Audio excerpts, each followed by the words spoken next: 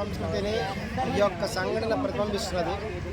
తెలంగాణలో ఏంటంటే ఆడవాళ్ళు మగవాళ్ళు అనేటువంటి వాళ్ళ మధ్య తల్లిదండ్రులు వివక్ష చూపిస్తారు అనేటువంటి అపవాదం ఉంది. మనం బయట కూడా గమనించినట్టయితే మగపిల్లలు ప్రైవేట్ స్కూల్లో చదువుతుంటే ఆడపిల్లలని గవర్నమెంట్ స్కూల్లో చదివిస్తారు. ఈ విధమైనటువంటి సంఘటనలు కొన్ని చోట్ల జరిగినాయి. ఇక్కడ మనం కేసీఆర్ గారిని చూసుకుంటే కేసీఆర్ గారు కేవలం తన కుమారుడిని మాత్రమే ఎంకరేజ్మెంట్ చేస్తూ ఆయనకు అనేక రకాల ప్రోత్సాహాలు అందజేశారు. కానీ కవిత గారిని తగినటువంటి విధంగా కూడా కేసీఆర్ గారు ప్రోత్సహించలేదు. ఆమె అనుకున్నటువంటి ఈ యొక్క ప్రజా సమస్యల మీద కేసీఆర్ గారు స్పందించలేదనేటువంటి అపవాదం ఉంది. ఇది వాస్తవమే.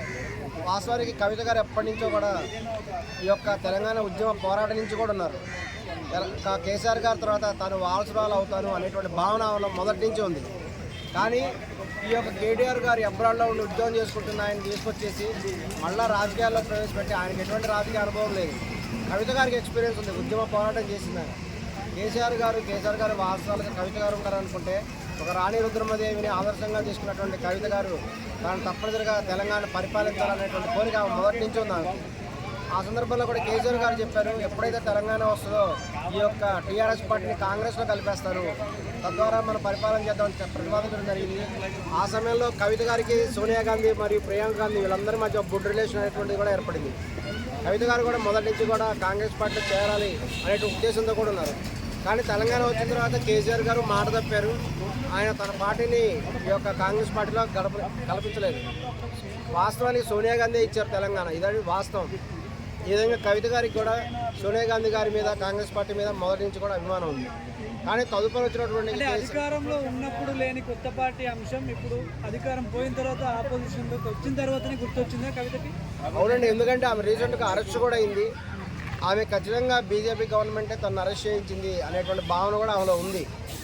ఎందుకంటే ఈ యొక్క ఢిల్లీలో ఈ యొక్క ఆప్ పార్టీ ఉంది, ఆమ్ ఆద్మీ పార్టీ వాళ్ళతో సంబంధించినటువంటి విధానంలో పాల్గొన్నది కాబట్టి ఈమె 33.3 కోట్లు ముట్టినాయి అనేటువంటి వాస్తవానికి అకౌంట్లో కూడా అమౌంట్ ఉంది. ఇప్పుడు కూడా తద్వారా ఈ యొక్క కవిత గారి పిఏ అకౌంట్లో అమౌంట్ ఉంది. ఆ యొక్క పిఏకు 1 crore రూపీస్ కమిషన్కి ఇది ఇచ్చారు. ఇదంతా కూడా బహిరంగంగా ఉంది, సాక్ష్యాలతో సహా ఉంది. కాబట్టి ఆమె తప్పించుకోవడానికి అవకాశం చాలా తక్కువ ఉంది. ఈమె అరెస్ట్ అయిన తర్వాత ఆమెను విడుదల చేయడానికి తగిన విధంగా కృషి చేయలేదు అనేటువంటి ఒక నిస్పృహంలో ఉంది. అంతేకాకుండా కేసీఆర్ గారు వెళ్ళిపోయి ఈ యొక్క భారతీయ జనతా పార్టీలో ఈ యొక్క టీఆర్ఎస్ పార్టీని కలపడానికి ప్రయత్నం చేశారు. ఆ సమయంలో ఆమెకు చెప్తే ఆమె దానికి ఒప్పుకోలేదు. ఎందుకంటే వాస్తవానికి కేసీఆర్ గారు అత్యంత సీనియర్ రాజకీయవేత్త, ఆయనకు అన్ని కూడా విషయాలు తెలుసు. మన దేశంలో ఏదైనా పార్టీ మనుగడ సాధించాలంటే ఖచ్చితంగా కూడా జాతీయ పార్టీ సపోర్ట్ ఉంటేనే సాధించగలం. ఇక టీఆర్ఎస్, తెలుగుదేశము, ఇక డిఎంకే ఇటువంటివన్నీ కూడా స్థానిక పార్టీలు. ఇవన్నీ స్థానిక చెల్లుబాటు అవుతాయి. కానీ జాతీయ పార్టీలు అయినటువంటి కాంగ్రెస్ పార్టీ, బీజేపీ పార్టీతో ఒప్పందం ఉంటేనే వాళ్ళు మనుగడ సాధించగలం. లేకపోతే సిబిఐ ఎంక్వైరీలు, ఈడీ ఎంక్వైరీ, ఇటువంటి ఎంక్వైరీల ద్వారా సమస్యలు కూడా ఎదుర్కోవాల్సి వస్తుంది. ఈ విషయం బాగా తెలిసినటువంటి కేసీఆర్ గారు వెంటనే కూడా ఢిల్లీకి వెళ్ళి మోడీ గారితో మాట్లాడడం జరిగింది. ఆ సందర్భంలో ఆయన ఖచ్చితంగా కూడా తన తర్వాత కేటీఆర్కి వారసుడికి ఇవ్వాలని కూడా మోదీకి చెప్పారట. ఈ విషయం స్వయంగా మోడీ గారు చెప్పడం జరిగింది మరొక సభలో. ఈ యొక్క స్వయంగా కేసీఆర్ గారు తన యొక్క టీఆర్ఎస్ పార్టీని బీజేపీలో కలుపుదామన్నారు. కానీ తన తర్వాత కేటీఆర్ గారికి ఇవ్వాలి అని చెప్పారు. ఇది మోడీ గవర్నమెంట్ వాళ్ళు ఒప్పుకోలేదట. వాళ్ళు ఏమన్నారంటే ఇదేమైనా రాజరికాల వంశపారంపర్యంగా ఇవ్వడానికి అలా కుదరదు, ఈ యొక్క ఎలక్షన్ ద్వారానే సాధ్యమవుతుందని చెప్పారట. ఆ విషయంలో వాళ్ళ మధ్య ఒప్పందం కుదరకపోవడం వల్ల టీఆర్ఎస్ పార్టీ బీజేపీలో కలవలేదు. ఈ విషయాన్ని మోడీ గారే స్వయంగా కూడా ఒక సభలో చెప్పడం జరిగింది. ఇదంతా కూడా తెలిసినటువంటి కవిత గారు తీవ్రమైనటువంటి ఆగ్రహంతో రగిలిపోయారు. కానీ ఆమె ఎంత స్పందించినప్పటికి కూడా ఈవెన్ పసుపు బోర్డు పెట్టండి అని 2 దఫాలు చెప్తున్నప్పటికి కూడా ఆమె చెప్పినటువంటి ప్రజా సమస్యలు కూడా కేసీఆర్ గారు తీర్చలేదు. అంతేకాకుండా ఆమె కనీసం కలుసుకోవడానికి కూడా వీలు లేకుండా, ఆమెకు అపాయింట్మెంట్ కూడా ఇవ్వకుండా ఆమె తీవ్రమైనటువంటి అవమానానికి గురి చేశారు.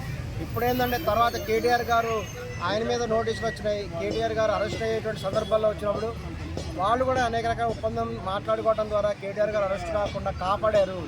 కానీ కవిత గారిని కాపాడలేదు అనేటువంటిది ఆవిడ బాధ. ఆమె అరెస్ట్ అయ్యారు, కేటీఆర్ గారిని కాపాడుతున్నారు. మన తర్వాత పార్టీలో ఏం జరుగుతుంది? ఒకవేళ బీజేపీలో జాయిన్ అవుతుందా, లేకపోతే ఓన్గా పార్టీ పెట్టబోతుందా? కేసీఆర్ని ఎదిరించి ఏదైనా డెసిజన్ తీసుకుంటే ఎలా ఉండబోతుంది? ఆమె ప్రస్తుతం చెప్పడం ఏంటంటే కేసీఆర్ గారు వాళ్ళ నాన్న కాబట్టి కేసీఆర్ గారు ఒక దేవుడు లాంటి వాడు, కానీ కేసీఆర్ చుట్టూ దయ్యాలున్నాయి, అవే తన లెటర్లు చారనివ్వలేదు అనేటువంటి తీవ్ర విమర్శ చేసింది. ఆమె చెప్పింది స్పష్టంగా కేటీఆర్ గురించి మరియు సంతోష్ గారి గురించి అనేటువంటి విషయం కూడా స్పష్టమవుతున్నది. దీనికి తీటుగా కూడా కేటీఆర్ గారు స్పందించి కవిత గారిని తీవ్రమైన అవమానానికి బహిరంగ గురి చేశారు. అదేంటంటే కేటీఆర్ గారు తర్వాతనే ప్రెస్ మీటింగ్ పెట్టేసి కవిత గారు వచ్చేసి తన తండ్రితో పర్సనల్గా చెప్పాలని, అలా కుదరకపోతే ఆఫీస్ బేరర్లకు చెప్పేసి వెళ్ళిపోవాలి కవిత. అంటే కవిత అనేటువంటి ఆమె సాక్షాత్తు ముఖ్యమంత్రి కేసీఆర్ గారి కుమార్తె అయింది. తను ప్రజా సమస్యల మీద లేకపోతే విడిగా కూడా ఇక్కడ రాజకీయాలు అనేవి కాసేపు పక్కన పెడితే ఒక అమ్మాయి తన తండ్రిని కూడా కలుసుకోలేని పరిస్థితిలో ఉందంటే ఆమెకి వాళ్ళు ఎంత అవమానం చేసినట్టు అనేది మనకు అర్థమవుతుంది.